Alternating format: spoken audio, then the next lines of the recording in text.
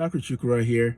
Last week I had a really neat experience that's really got me thinking, pondering, doing some deep self-assessment of my own life. And I wanted to share, but more importantly, I want to talk about what it is that I've been pondering. And I am hoping sincerely that this will be helpful to somebody else. So last week I had the privilege of seeing one of my patients for a post-operative visit. I did a surgical procedure a few weeks prior to treat what we call a Lisfranc fracture dislocation. It's a really nasty fracture across the foot. So a few weeks prior, I had done this post-surgical procedure and I gave her specific instructions.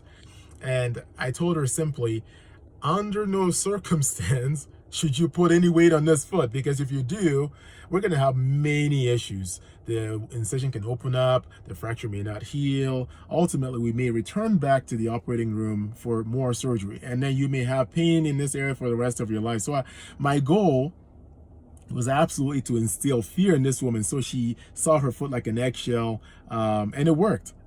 It absolutely worked. So for the few weeks after the surgery, 3 weeks I think, she had been doing very well, not putting her foot down, doing everything and being completely compliant to my instructions.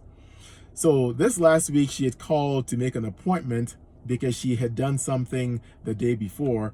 Apparently she lives on a really busy street, and she had this little dog that bolted off the door. I guess the door was open, the dog took off across the street, and this woman bolted through the door, walking on her cast, absolutely ignoring every instruction I gave her, absolutely ignoring the fact that she had absolutely been terrified of putting her weight down. She just bolted through the door, ran across the street, picked her dog, comes back in. Only then did she remember, oh my gosh, Dr. Chukwurah just told me, under no circumstance should you walk on this foot. So she freaked out, thinking she had, wreaked havoc on her foot. So she came in, we got x-rays, everything was fine.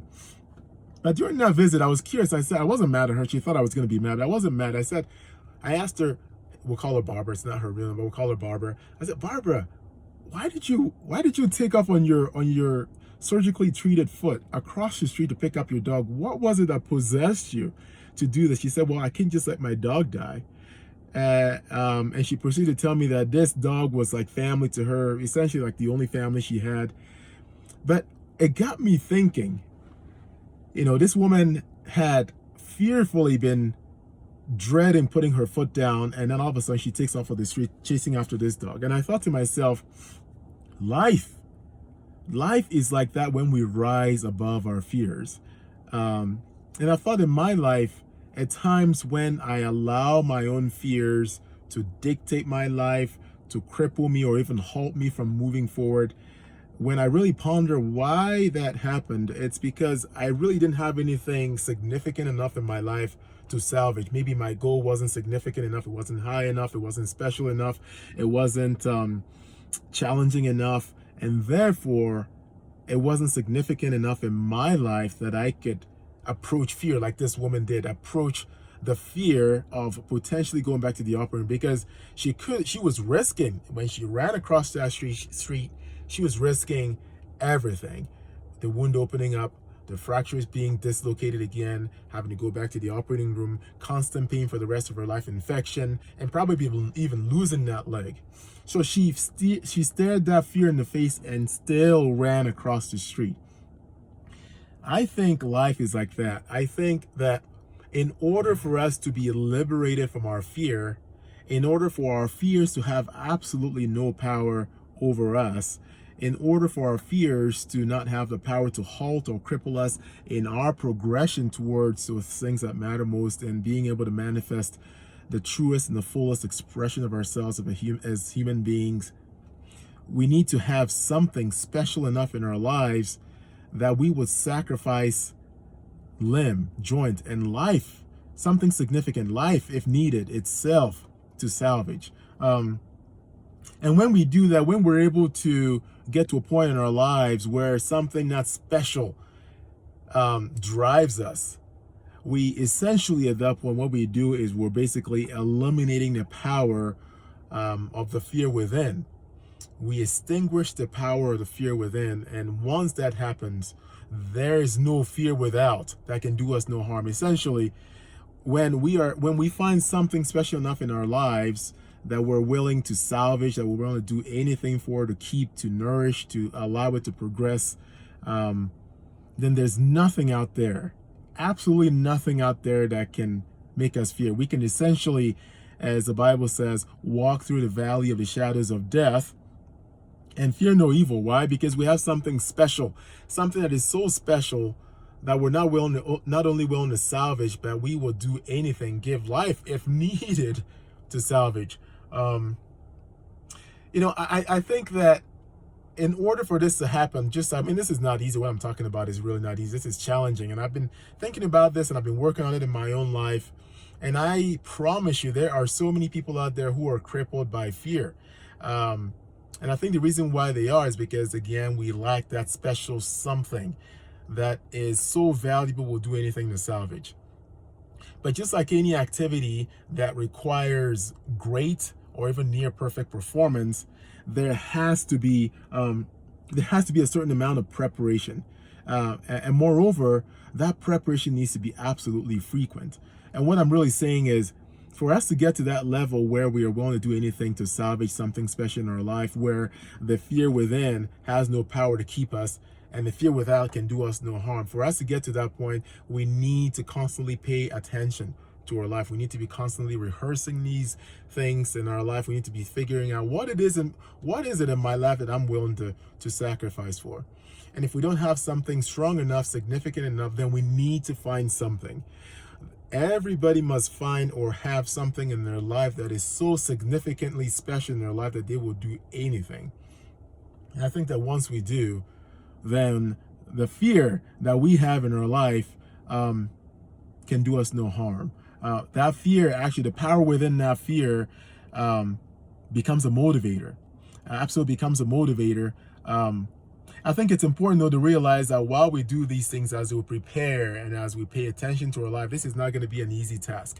In fact, this, for all of us, is going to be the most challenging thing we ever do, to harness the power of the fear that is within us and turn it into a motivator, to turn it into a vitamin that allows us to do better, to do the best we can in our life. When this happens, we're going to make mistakes, but I think it is important not to beat ourselves up when we don't measure up, when we fall short of this expectation, this daily frequent expectation in our life.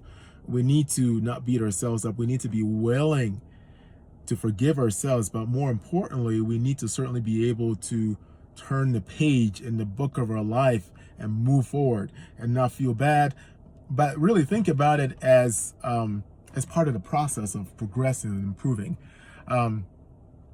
I don't want to take too much time with this, but here's what I do want to say. In my life, especially since this experience, I've tried to really make an effort to try to figure out what it is that scares me. Why am I fearful? Am I scared of success? Am I scared of failure? Am I scared that I'm not worthy of what it is that I'm trying to achieve? Or am I even scared or fearful that what if I'm able to achieve that thing that I'm shooting for and I fail in the process? In the process of achieving this, I fail. What do I do now? How do I feel about myself? One thing that I cannot but one thing I cannot accept in my life is feeling that I'm a failure. I mean, that is something that eats at me and it's so defeating, almost worse than death itself. And so for me to be able to get to that point where I can harness the power of the fear within me, I need to be constantly utilizing the power of fear to motivate me. And so now when I have fear creep into my heart, into my mind, telling me something that, oh, you don't measure up, what makes you think you can reach that? I mean, people have tried and they failed. What makes you better? When those fears and thoughts come into my mind, what I think now is I say out loud to myself, I say, there's my motivator. There's my motivator, because fear really needs to be a motivator. It needs to be a vitamin. It needs to be something that's constantly pushing us forward. In conclusion, I like this last phrase in the poem. It's called, what is it called? Deepest Fear. But in the very bottom, it says, when we are liberated from our fear, our presence automatically liberates others. When we're liberated from our fear, our presence not only liberates us, but it empowers us. And so when we go around people, we automatically liberate them from their own fear. We automatically empower them to want to be liberated from their own fear. And so I'm hoping that this is helpful. As you go through your day, just remember that fear, all of us have it. And when we can't run away from fear, we need to embrace it actually and harness the power that's within it to liberate us from our own fear and empower us to do better.